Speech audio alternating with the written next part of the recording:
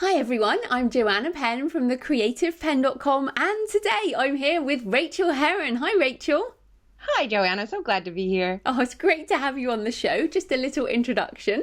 Rachel is the best-selling author of literary fiction, romantic comedy, and memoir. She teaches writing at UC Berkeley and Stanford. She's a podcaster, and her latest book is Fast Draft Your Memoir, Write Your Life Story in 45 Hours, which is amazing. And I just want to start, Rachel, have I pronounced Berkeley and draft in the right way? Well, no, it would be Berkeley. UC Berkeley. That's so funny. And you pronounced draft exactly the right way because it sounds much more romantic when you say draft. It's so funny. I'm going to say fast draft. I did with the Berkeley. That's in Britain. Berkeley is pronounced Berkeley, so it's actually like an English thing. So it's the Americans, as usual, who pronounce it wrong. It's true. And I have to say, you know that I love your podcast, and every once in a while, because I'm half New Zealander, I'm both New Zealander and American, every once in a while I hear the tinge of a New Zealand accent in you. And I know that comes from your husband and from living there, but just a few words. And it's so sweet when I hear that. Oh, there we go. Makes you feel at home. Okay, so just before we get into the memoir stuff, just tell us a little bit more about you and how you got into writing and publishing. Okay. Well, typical story. I'd wanted to be a writer my whole life. Went to school for it, got my Master of Fine Arts in creative writing. And then I proceeded to completely stop writing altogether because I was super frustrated trying to write the great American novel and absolutely failing. And I spent 7 years writing 3 books, which I never reached the end on. They just would go in the drawer at 500 pages long, and they were horrible. They were character studies. I didn't know what I was doing. I hadn't really learned in my master's program how to write a book. And in 2006, I heard about NaNoWriMo, National Novel Writing Month, and I thought it was a terrible idea and no real writer would ever do such a thing. And the day after I heard about it, I signed up for it because I had to challenge myself. And I realized in doing NaNoWriMo that my method is a fast, terrible draft. I finished the book that year. I slapped the end at like 50,002 words or something like that. And it wasn't until the next year that I got it out, and I was astonished to find that it was actually the best writing I'd ever done. I had assumed it was terrible while I was writing because it felt terrible, but it was revisable, and I revised it to the best of my ability. I didn't really know what I was doing there either, and sent it off, got an agent. She sold that in a 3-book deal to HarperCollins, and that's kind of where it all began. And I have more books traditionally published, but not by many now. I'm up to about 20 or 23 books, I think 22 books. I was going to count them. But a few years ago, I decided to try indie publishing, and I took a pen name and I started a whole new romance line, and it was such an eye-opener, such a revelation. It ended up doing well enough that one of my Australian publishers wanted me to write for them in that world, but under my own name, Rachael Herron. So I brought all those books over. They're all under my name now, so I do have everything under my name. But I just have found the hybrid model is awesome for me because nobody wants to buy literary fiction indie published yet. It's going to happen. It will happen. But until then, I do literary fiction and or memoir with New York, and most of my romance is indie pub now. So. Well, it's so funny because I think in that answer, which was really interesting, you said 2 things that kind of blow some myths out the water. I didn't learn to write a book doing an MFA, and nobody wants to buy literary fiction. So that's obviously this. But what's interesting, so you teach writing at some of these very respected writing places, and that's what's so interesting about you. I think you are spanning multiple worlds, as in you have this attitude about indie, and then as in you're very pro indie, you are indie, you're hybrid, and then you've got one foot in traditional publishing and academia. So how do you how have you sort of welded those two together, and do you struggle to be Rachel when you're with the indies and then Rachel when you're with the kind of MFA writing elite type thing? What an interesting question. I used to struggle with that because there was such a stigma about indie publishing, but it's kind of the same way. It feels the same way with romance. Romance also has a stigma, right? So it took me a number of years to be able to hold my head up high and go into a room full of academics and say, yes, I write romance as well as these other things. Yes, it is incredibly feminist and amazing. And yes, I believe in indie publishing. And here's why. And a few years ago, it was hard to say that. And now I have to tell you that the tide has turned so much that even when I say this in academic circles, it used to be that people would recoil. And now even there, which I think is probably the last bastion of holding out against indie publishing, they lean in and they say, you know what? I've heard that you can really do that. So it's super exciting. I think it's an exciting time to be there. That's it's so interesting. So let's get into memoir, because memoir is one of the many things that you write and do. It's you just truly my favorite thing to do, and that's my interesting. favorite thing to teach by far. Okay, well then tell us. So first of all, what is your definition of memoir, and why is it your favorite? There's something about crafting your own truth, which is truly true. I know that sounds redundant, but it is. But there's something about crafting the truth and shaping your own narrative in a way that is pleasing and useful, and to help people do this, to teach people to do this, and to do it myself. I find the ultimate satisfaction. It almost feels sometimes like writing fiction. I love writing fiction, and I do more of it than I do memoir. Obviously, it sells better, but fiction is almost a cheat. I know that I can craft this narrative to suit what I want, the emotions I want to elicit from a reader. Whereas my life, if I told you in order of what happened, it's incredibly boring. And I'll tell you right now, because everybody asks next, what is the difference between autobiography and memoir? And the simplest way to look at that is autobiography is the story of your life. You get one. You get one autobiography. Some people try to push it, but they shouldn't. I think it was Quentin Crisp who said something like, I'll butcher this, but he said, your autobiography is a book about your life with the last chapter missing. You know, basically, you write it right before you die.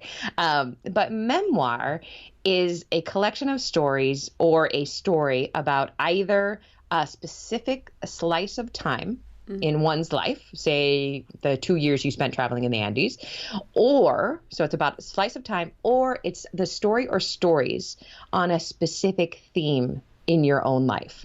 My memoir that Chronicle bought is that one. It's a collection of essays about, don't laugh, but I'm a very big knitter as well. But it was a collection of essays about my life as seen through the sweaters that were on my needles at the time. So basically knitting was kind of the background music.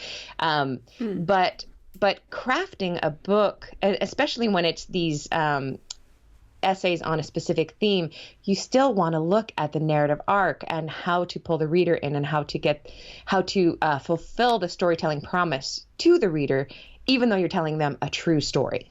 Well, again, there's so much that I think on knitting, it's interesting. I actually think knitting is a bit like romance used to be. It used to be that knitting was the kind of, don't mention that I'm a knitter. Now everyone's like, yeah, I'm knitting and I'm, a 22-year-old tattooed bloomin' whatever, goth pop, and it just like knitting seems very cool true. Now, so I think knitting, that's why a publisher bought it, because knitting is in vogue. I mean, it really is. Okay, so exactly. Back on the memoir, not knitting.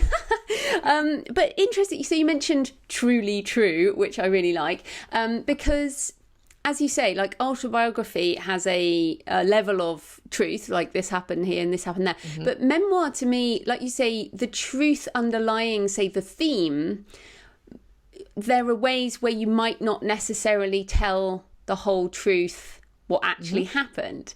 So what do you mean by truly true, and how true does a memoir have to be to still be called a memoir? I think this is the number one question that students have about writing memoir, because the fact is the truth that lives in our memories is actually shifting.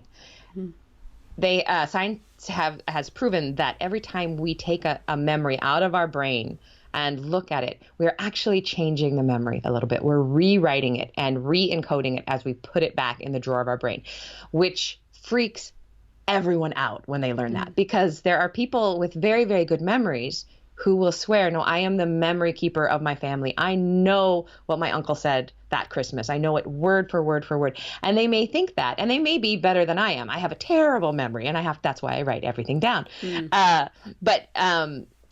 But the truth in the memory is changed every time you pull it out. That's how memories start to shift. And that's how I hold a memory that's different from my sister's memory, even though we were in the same room at the same time. But the point of memoir, there have been some memoirs that have been blown out of the water, and we all remember Oprah yelling at James Fry about his memoir, where the truth was not adhered to. I believe that is wrong. There are people who will argue all kinds of things, but when I will read a memoir, I expect it to be true to the best of the author's ability. I understand as a human being that she may be getting things wrong. She may be conflating incidents. She is recreating dialogue. That's a standard trope in memoir. But I want her to be telling her truest truth. And so when I'm teaching this, there's a couple of things I encourage my students to do. And the first is to think about the room tone. And I call it room tone. It's something that people use in AV. It takes the kind of the ambient noise in the room so that they can strip it away later. It's the feeling, the emotion in the room. I know that when I look at a specific memory, if I look at the room tone and see what was the emotion in the room that day, that's something I can remember better than exactly what my mom said or exactly what my sister said, right? So if I look at the truth and try to examine that for what was emotionally going on in the room at the time, I can kind of grab a feeling of what happened. And then I have a particular rule that I call Rachel's 80% rule. If you are 80% sure, if 80% or more sure that someone would have said or done something, then you get to write it as if they did. Like if I was writing, I remember one time when my father put a nail through his thumb while he was hammering. I do not remember exactly what he said, but I am like 97% sure he said, "God bless America," because he always, "God bless America," when he hurts himself. So when I write that down, it's not coming from my memory, but I know it's true. Does that make sense? I guess it also depends on, you have to edit the results of what you're writing. So of course, as you say, who specifically said what, you're just never going to get that. And I remember I did a degree in psychology, and one of the things was witness testimony around stuff, which, as we know, unfortunately, actually ends up being not great in many ways. So that the human brain changes things, but also it's good because that plasticity means people can recover from trauma, as well. But I still want to stay on this true thing, because say you have a theme which is around a certain topic, not knitting, I mean something deeper, say, let's say a recovery from a trauma, like your physical, let's say physical recovery from a trauma of war or something. There might be ways that you can tell your truth about maybe a story or something that happened to somebody else, not you, that would give the point, or that you're telling it from a different perspective. Or do you see what I mean? Like, how close can you get to that line? Or do you think the line is literally, if it didn't happen to you in that way, you can't write that? I believe it comes down to, and I know this is not an entirely satisfactory answer, but I believe it comes down to a gut check. Mary Karr, who wrote Lit and Cherry and The Art of Memoir, which is a great book, she has a quote that I actually wrote down here. She says, "The untruth is simple making up events with the intention to deceive." Okay. So if you go in and write a scene that didn't happen, that didn't happen, just to prove a point on your theme, I believe that is wrong and you shouldn't do it. However, I really like what you asked about things that happen to other people and owning that. A lot of people will say, well, you can't write about what happened to me because that's my story. But Andre Dubus III wrote Townies, which was tangentially a story about how his brother was sexually abused by an older woman. And he wrote about that, and he was asked about it. And he said, well, everything that happened to my brother on the other side of the door is his story. But what I could hear in the hallway, that's my story. So owning your own story and telling the truth as much as you can, I think, and always returning to that gut check. Is this what I know to be true? And actually in Fast Draft Your Memoir, I told a memory about when I had heard about NaNoWriMo, because I've told this story so many times. And then when I was about halfway through writing the book, I decided, because I've been blogging since 2002, and I thought, oh, did I write about learning about NaNoWriMo in 2006? And so I went back, and part of my story was completely untrue. It had happened 2 weeks before I'd always said it happened. And I didn't know that. My story is better if I tell it that I found out about NaNoWriMo on Halloween, the night before it begins. So I had to come up with it on the spot, which is what I have believed for years. Somehow I got that thing confused, but actually I found out about it on October 12th. So I can never tell that story, the really good story that gets people going, again, because I know it's not true. But I didn't take it out of the book. Halfway through the book, I said, oh my God, I just learned that I have fabricated that part of it. So here's the truth. And I'm not ashamed of that, because I believe that was true, and I will go forward knowing the truth now. Yeah. Okay. But then I'm still on this. Yes. What about, you mentioned your sister, your mum, your dad. What about if you want to protect people that you know and love? Something happened to you and they were part of that. But if you share the real truth, you are going to either hurt them and you don't want to hurt them, or you do want to hurt them, but you might get sued or something like that. So how do we authentically write the truth while still protecting those two angles? That is the number 2 most popular question for students. I think that's something that worries us tremendously, and it should. Telling your truth really, really, really could hurt other people. But my answer to that is, when you write your memoir, in order to be able to trust your gut and have that truth come out onto the page, you have to write it as if no one will ever see it. I like to think that I am a 98-year-old woman. Everyone who has ever loved me and everyone who has ever loved those people are all dead. There's been some kind of nuclear catastrophe. It's me in a tower writing my memoir. And I write that way first. And that's the way I think that everyone should write. Mary Carr also said that your book is not going to jump out of your computer and land on bookshelves. It's impossible. So you cannot hurt the people by writing this memoir, but I do believe in password protecting your computer if you live with someone who might snoop. That has definitely happened. But after you've written it and after you've cooled off, there are the sections that the sections that will upset your mother. You know them. At that point, when the book is done and it's the best you can do, then you get to think about how you will handle the people in your life. And there are several different ways to do it. And I'm going to tell you my way, if you don't mind, that I handle it. There are a certain group of people in my life, my sisters, my wife. Okay, that's it. That they get absolute veto power over anything I write about them. I choose to give them that. I don't have to give them that. But their relationships to me are so intensely strong. They are the ones that truly matter. And I would not break faith with them at all. And so when I'm done writing something, I send it to them. Just that section. I don't send them the whole book. I don't send it, or whatever, creative nonfiction piece I'm working on. I don't send them the whole thing. I just send them the paragraphs with them in them, or the chapter with them in them. And they get to read them, and they get line editing veto power. They can take out anything. And it's only been used once by one of my sisters, who's the more private one. And it was a very minor thing. It didn't matter. But if she'd said to take out the whole chapter, I would have. The other two don't care. They're always just like, I don't want to read it, but it's fine. Say what you want to say. And, but when it comes to other family and other friends, I don't give them that.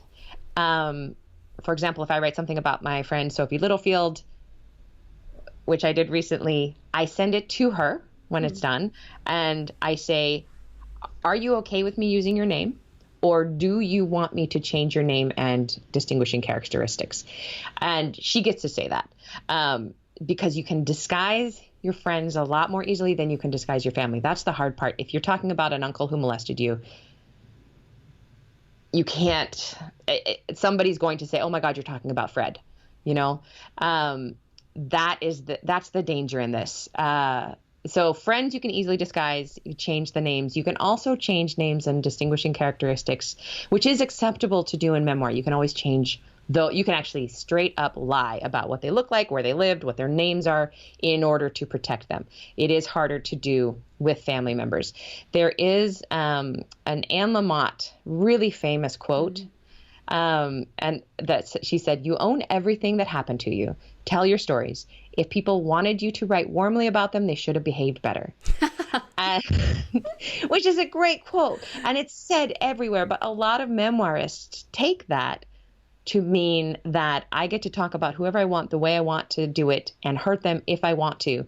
And they should have acted better. But they don't know that Anne Lamott also went on to say, I'm not going to publish anything that anyone I'm close to would be hurt by or would hate.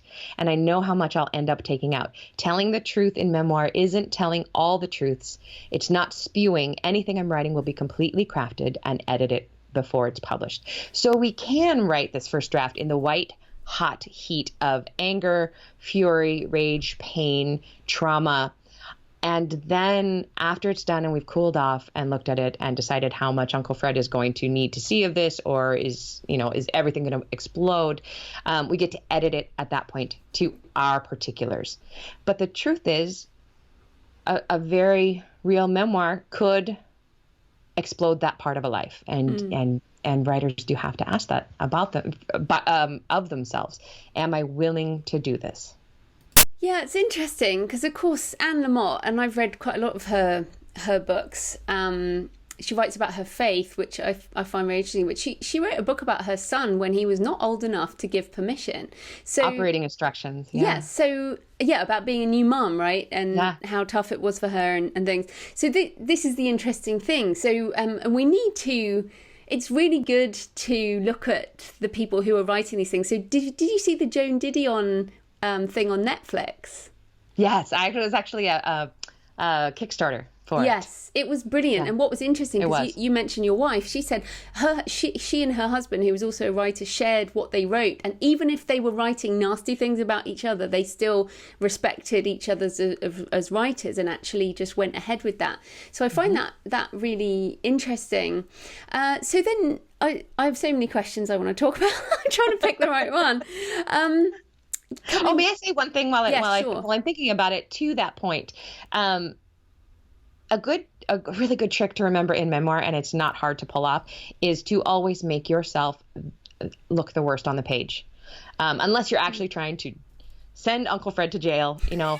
We are all fallible. We're all broken. We all have flaws. And when you highlight and illustrate your own flaws, when you write a book, trying to do that, to share your shame and to find empathy, and you put the spotlight on yourself and your flaws, it does help when other people are being looked at. Does that make sense? We're being the most true about ourselves and kind to others, I believe, works really well. Yeah, and kind. And what I was going to say was Elizabeth Gilbert. So if you write a memoir that becomes as big as Eat, Pray, Love, then, people think that's your life. So this is what's so interesting. I don't know if you've seen her relationship with that man ended, and she left him for a woman who has subsequently died. And just a few weeks ago. Yeah, it's just this tragic story. But what I think is so interesting about memoir is most people in the world see her trapped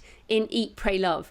Eat, Pray, Love is who Elizabeth Gilbert is to those people. So as a writer who writes memoir, and your life moves on the moment you've submitted that manuscript, are you the same person? And how does it feel to look back on a memoir thinking, with the understanding that that's how people see you? I think that is why memoir is so addictive. And the difference between autobiography and memoir is that you can have as many memoirs as you want.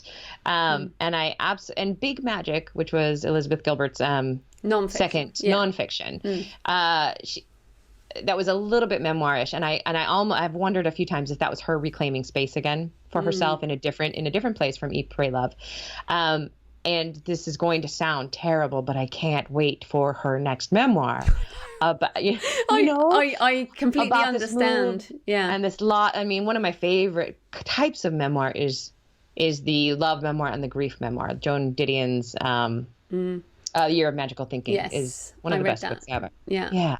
So yeah, I can imagine that she is very uncomfortable still being placed inside that box. And I am not the same person I was when I wrote my first memoir. My second memoir is actually being shopped right now. So I am much closer to that person now. But yeah, that is difficult. We do change.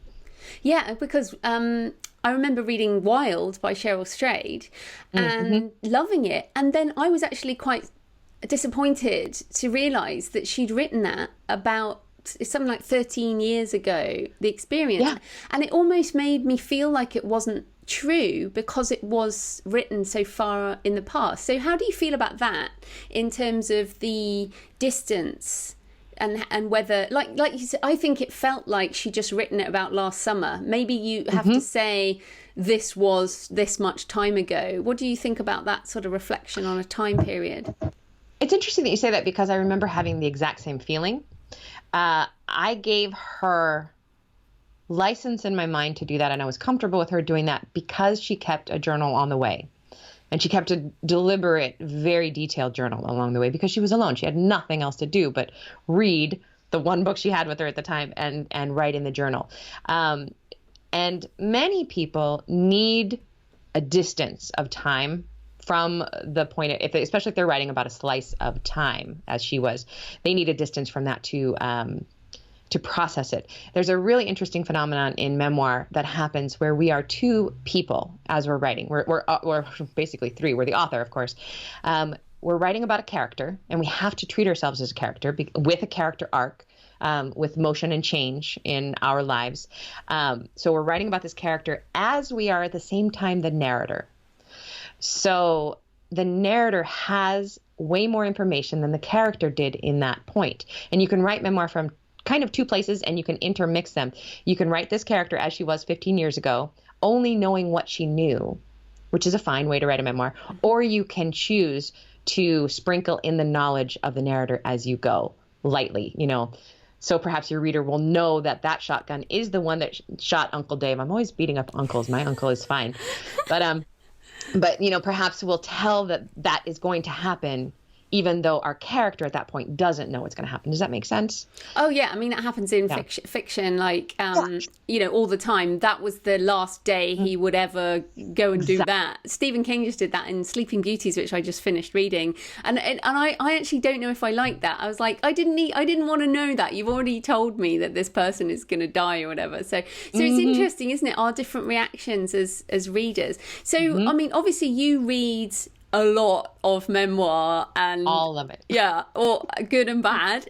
So what are the worst mistakes or the most common mistakes that writers are making with memoir? There are two large mistakes, and they're very, very integrally related. First, they are not detailed enough in the exterior senses. Second, they are not detailed enough in the interior, visceral happenings within the body, which is exactly the same thing in fiction. But the truth of writing is the more specific we are, the more universal our experience becomes. And I've had so many students come to me and say, well, I don't want to, if I describe the lemon yellow clock with the nightingale that popped out on the hour, that will alienate the person who's never had a cuckoo clock on the wall. And it's absolutely the wrong response. The more detailed we are, the more the reader is drawn in and the more we believe it. So we want those exterior sense details, the sight, sound, smell, touch, taste. But even more importantly, we want to show our reader what's happening viscerally in our bodies. Again, this goes back to Rachel's 80% rule. Combined with the excellent tool, which is the Emotion Thesaurus. Do you know that one? Yes, Becca's on the show. So yeah, oh, is she? I haven't heard that one. I'll have to go look that one up. It's in the queue. Oh, fantastic. So for people who might not know, who haven't listened to that episode yet, basically she writes these amazing books. The one I love the most is the Emotion Thesaurus because it's basic and it's the first place to start, but she has more. And you look up the emotion, anger, rage, hate, lust, and first you see the exterior clues that you could see on someone having that reaction. So if I remember that my father was incredibly angry at me, I can look at the anger list and pull out some things that I think on an 80% or better chance he probably was balling his fists and the frowning thing on his temple, frowning. But then even better is the next part of anger is what we feel internally. The reason we tell the reader what we're feeling internally is because if I say, I felt ashamed, there's meaning there, but it's very lightweight and it's easy to skim. But if I actually say what happens in my body that I cannot prevent happening, people cannot prevent visceral responses from happening. Even if they can't access where that emotion lives in their body, they still have the reaction. They still get the headache. They still get the sweat, the that flush. You get that flush, don't you? Yeah. Yes. And because they've proven that words on the page, when we read words on the page, they've only recently proven this in the last 10 years or so. When we read a scent-related word like lavender, or our olfactory cortex lights up. If we read that someone's about to ride a bike, our motor cortex literally becomes ready to ride a bike. If you were to, it starts to prep. So when I tell you the visceral reaction I'm having in my body, you automatically, on a lizard brain level, understand how I feel much better if I just said I felt ashamed, which are just flat words. Does that make sense? Yeah, and that is the definition of show, don't tell. You don't say, I am ashamed. You describe the flush, or that type of thing. And that's what's so important. And it's interesting, in memoir, people forget that. They don't think that they need to bring the same tools that we use in fiction in. The other thing about memoirists, and you might have some listeners on your show like this, memoirists often are not, they want to write memoir more than anything else. So they're not natural writers. They haven't been studying fiction for years. They don't know these techniques. They come in a little bit blind. They just want to write their book. They're kind of baby writers. So teaching them these tricks automatically ramps up their believability and the strength in their writing immediately. And we could all use that. I need to add those things to all my writing always. Oh, yeah. Oh, absolutely. It's interesting. Right now I'm doing a screenplay adaptation, and of course you can't do interior. Oh my God. So I'm trying to look at my chapter, and one of my chapters I was like, okay, this is going from a whole chapter to like 2 lines on the page because it's all interior, and really all she did was like walk into a room, and all I can say in a screenplay is, Rachel walked into the living room, and I can describe the cuckoo clock, but I can't say what's going on inside your body. That sounds awful. That sounds like hell. It's a really interesting challenge. But actually, I think one of the things that is in screenwriting that I think also is in memoir is symbolism. So I was reading someone's memoir, and he had written this thing all about how much his children made him feel caged. And he'd said that out loud, whereas all he could have shown him behind a closed door or some kind of symbol of being trapped that was not just telling it out loud. So that metaphor and symbolism is important in memoir, right? Absolutely. And to be able to look at our lives and pick touchstones and carry them through into the memoir is actually much easier than we think. If I tell any student to pick the touchstone that they had with them at the time, they will find something. They will be able to find a physical metaphor in their lives that they can use in the book. It's super, super interesting, and it's very effective. No, that's cool. Really cool. Now, I want to just move on to the, because we're almost out of time, actually, but what's interesting about your title, so Fast Draft Your Memoir, Write Your Life Story in 45 hours, which is a new thing, I think. And I wonder if you've had, a bit of a backlash from some people who think that a memoir should take several years to write. But why 45 days? And what are your productivity tips for getting it done like that? Well, not 45 days, as you just said. Oh, 45 hours. Sorry. Yeah. Yes. No, but that's, and that's where the backlash is coming from. People read 45 hours and think 45 days. And it isn't that.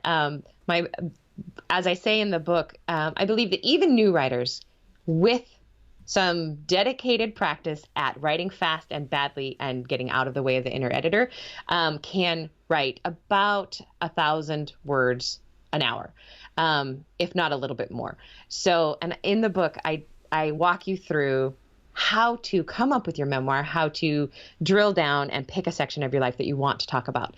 But I don't let you have very much time for that. Maybe 4 hours max, 4 or 5 hours. So a nice sized memoir for self-publishing would be anything from 40,000 up. And, if you're going to go traditional, you're probably going to go more around 60 or more, not to exceed 100,000 words.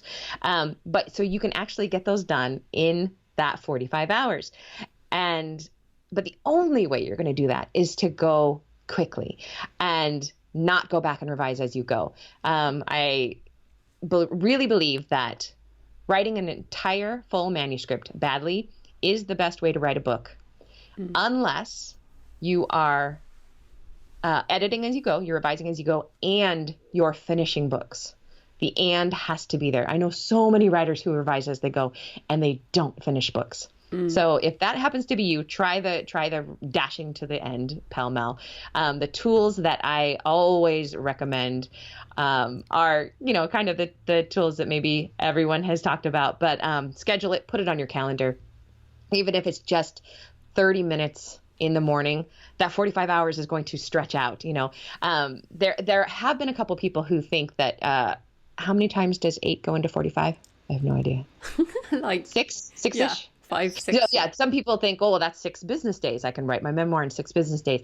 And I make very clear in there, no, this is 45 hours of writing time. This is thinking time. This is deep work time. It is not possible to sit down and write for 8 hours your memoir and be done in 6 days. It's absolutely not possible physically. But if you can only get 30 minutes a day, great. Schedule it on your calendar, get it done. I like to get out of the house. Because in my house, I get really distracted. There's always dogs to pet and dishes to do. I believe in taking yourself away from distraction. I use the program called Freedom to boot me off the internet for 45-minute sessions. So if you're at the cafe, you're not talking to anybody, you have no internet, eventually you will get bored enough that you have to write. So and then I go back online for 15 minutes and nothing has changed, even though I think the world must have changed in those 45 minutes I was offline. And then I go and then I do it again. I also really believe in Write or Die, the program. Oh yeah, I use that in my first NaNoWriMo. Yes, I still use it when I'm stuck in books, when I can't get word count done. Basically, Write or Die, you turn it on and it gives you certain punishments or rewards for writing. I use it on the very mild setting where when I'm writing, and if I slow down or stop, the screen turns red, which reminds me just to keep my fingers moving. Just keep writing crap. You'll fix it later. There is the kamikaze mode, which if you stop writing, it will eat your words backwards. There's no way to get them back. And as my friend Adrienne Bell says, she goes, it's not called Write or Annoy, Rachel. It's called Write or Die for a reason. And then they have this screechy violin noise. It's very good. And it's at writeordie.com, I think. And it's like, I think you can either use it free or you can get like $10 or something. So it's a good investment. It's pretty inexpensive. I have actually dedicated a couple books to it in my acknowledgments because they wouldn't have been done otherwise. But yeah, so pushing yourself, but the most important thing is pushing yourself to a terrible draft so that you can revise it later. That's probably the best process for most people. And I will die on this hill. I'm convinced of this. Oh no, I'm with you. I'm definitely I have to finish a draft before I edit. Just, before we almost close up, I think, people who listen to the show will know, I've interviewed quite a lot of people on Memoir, and it's funny because I tiptoe towards it and then I back away. I know you do. But, and it's funny, and I'm trying to understand why. I mean, The Healthy Writer, which I've just put out, has some real sort of personal stuff in, and I'm the successful author mindset. I feel like I'm stepping towards writing memoir in some way, but maybe I'm just scared of it. So let's address that. If people want to write a memoir, but they feel scared in some way, where do you think what is that fear about? And, why is it worth writing? I can tell you exactly what I think it's about. As human beings, especially in this society, there is a pressure to look perfect, right? There's, in Instagram, Pinterest, all of those places. When we write authentically about our true selves, it is embarrassing because I am extremely flawed. But I have heard you say this on your show. When you go deepest into yourself and share the things that scare you the most, those are the reactions that are huge to your show. When you have those shows where you lay your heart bare on the page. I believe, didn't you put in, it wasn't your journal, but it was something about the process in one of your books. You actually put in journal entries into a book. In the mindset book, yeah. The mindset book, that's what it is. And when we show ourselves authentically, we are risking shame, which is, I believe, the strongest human emotion. Brene Brown is always talking about shame. But when we present our authentic selves and show our shame, it is met 98% of the time with understanding, compassion, and empathy. And shame cannot survive empathy. When you, Joanna, write something personal that is difficult for you about writing, you do not hear from your readers like, oh my, I can't believe you're supposed to be an expert. How dare you? What you hear is, thank God you said what I feel in my heart. I really needed to hear that. You get that empathy from all sides, and it makes you braver. So I believe, number one, you have got to write this memoir. I want to read it. Number two, I think you're doing it exactly right. You're kind of doing it almost on a practice level. You sprinkle it into books. You show your true heart in your books. You get a good reaction. You share it on your show. You get a good reaction. You're developing the tools of bravery. It is harder for people who don't have that kind of resource, but I really recommend for any aspiring memoirists to join a class or a meetup somewhere locally with other memoirists, because there's this incredible experience that happens in an actual sit-down class where you'll be reading this person's work, maybe just a chapter from the book, and you'll see their hand shaking because they're telling you something incredibly, desperately embarrassing or shameful or horrific. And they're expecting to be yelled at. And instead the class embraces them and lifts them up and says, I've been there too. And that's horrible. I'm sorry you had to go through that. So if you can, share your work with other writers. But I will be really clear here. When you're writing memoir, do not share it with anybody that you know. I talk a lot about that in the book. There's very good reasons for this. These are very important stories. We don't want to break them before they even get out of your body and onto the page. Yeah, and often those are the people who we want to read them. And unfortunately, the people we love the most are not our audience for any of our books. I mean, I'm constantly upset that, people, don't read most stuff. And then I'm like, no, they are not your audience. That's not who we're here for. So, yeah. No, I hear you. My wife stopped reading one of my books in the middle. I'm still mad at her. And in fact, she won't ever finish because I keep bringing it up. That's brilliant. Okay, so we're pretty much out of time, but I want people to know that you have podcasts, plural. So just tell people about your podcasts and where people can find them if they want to hear from you some more. Yeah, I have one called How Do You Write, which you have been on now twice. So, and then the most recent one talking about the healthy writer. And so that's How Do You Write. I interview other writers about their process because I'm a process junkie. I'm always looking for the magic bullet, which doesn't exist, but I want somebody to make writing easy for me someday. So that's why I have this podcast. Once a year, I go through and talk about my what I made that year, where the money came from, how I work. That New Year's episode went up last month. So that's a fun podcast. And I also do a joint podcast with Jay Thorne, your co-writer, which is called The Petal to the Metal. Petal, like a flower, to the metal. And on that, we just talk about being working writers. We started it as we both made the jump to full-time writing. I jumped about 2 years ago, and he just jumped last year. And now we just talk about all sorts of all aspects of the writing life. So that's fun. I'm also available all over the internet. Rachael Herron. I'm not Rachael Herron. I did not write 2K to 10K, which is a great book. We're constantly get them mixed up. Oh, She's that's my name hilarious. doppelganger. Well, Isn't that funny? she's been on the show too, and I had never ever thought of you as the same person. So don't you worry. Good. That's good.